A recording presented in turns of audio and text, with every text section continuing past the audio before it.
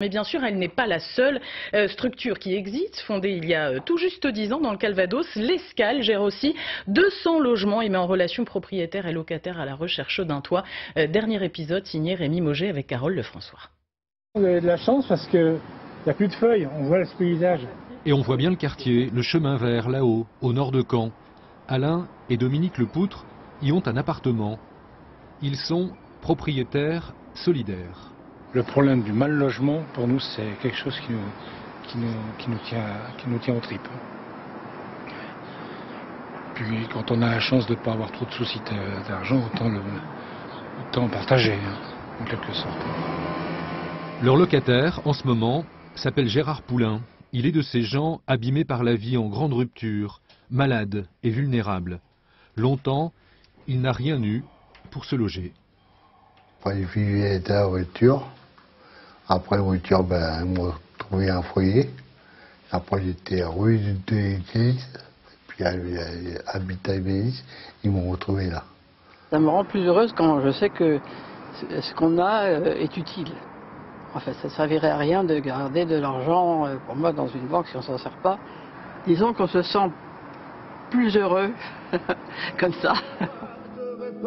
Pour eux, c'est un placement et c'est avantageux pour les locataires, car les loyers sont inférieurs au prix du marché.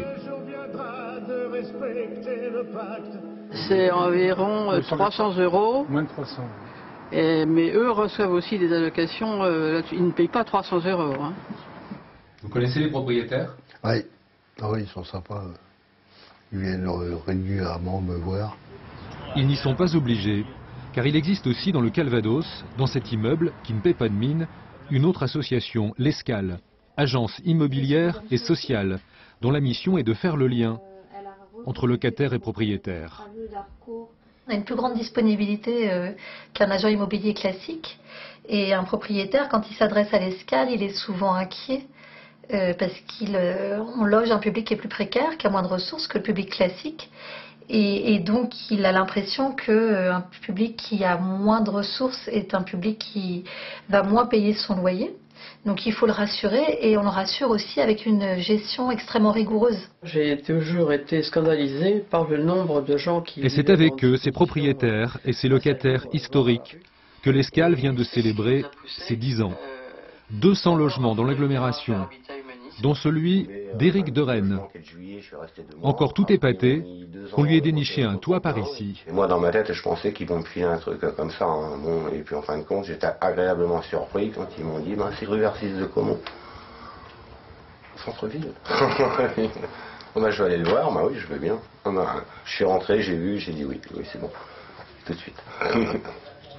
Sans toit, on ne peut rien faire. On est soit dehors, soit à droite à gauche.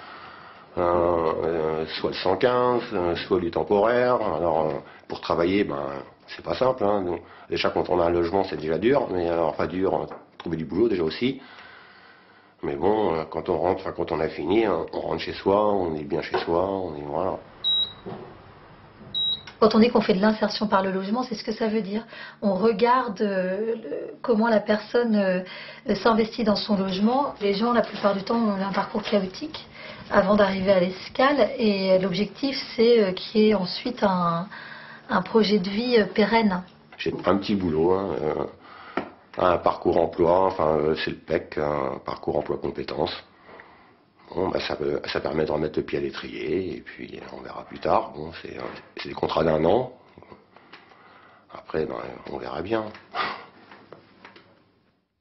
Sport à présent avec du football.